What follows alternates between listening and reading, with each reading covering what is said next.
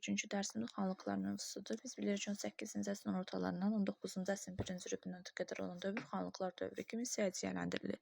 Nadir Şah Əfşarın dövləti süquta uğrayandan sonra Azərbaycan xronoloji baxmaq xanlıqlara, sultanlıqlara, məlikliklər və camaatlığa bölünmüşdür. 20 xanlıq, 6 sultanlıq, 5 məliklik, 1 camaatlıqdan ibarət olmuşdur. Demək, sultanlıqlarımız bunlar idi. Yulus idi, Qəbələ idi, Qazax idi, Şəmşəddildir, Borçalı, Ərəş.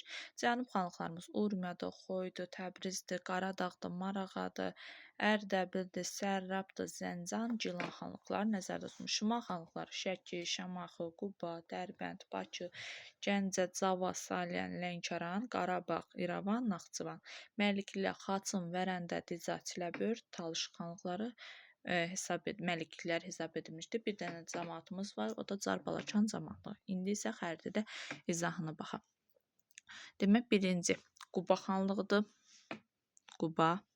2. Bakı xanlığıdır. Sonra 3-cü Şamaxı xanlığıdır. Daha sonra 4-cü Qarabağ xanlığıdır. Göyçə göl ətrafında yerləşir. 5.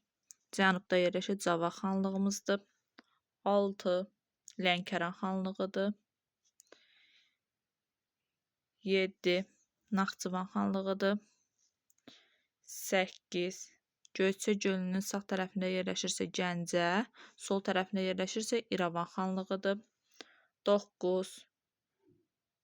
İrəvan xanlığı oldu. 10 harda yerləşir? Maku xanlığı cənubda yerləşir. 11 Xoy xanlığıdır.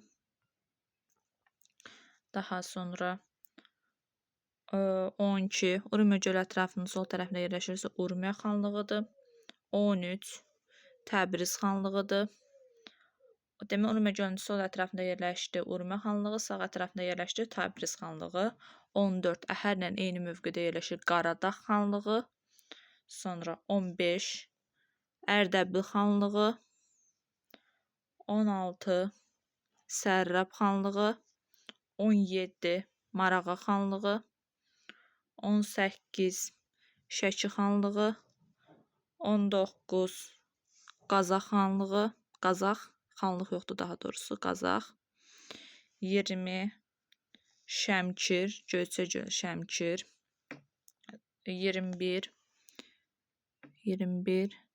harda yerləşdi? 21 Ulusu. Daha sonra 22 Ulusu. 22 Salyan.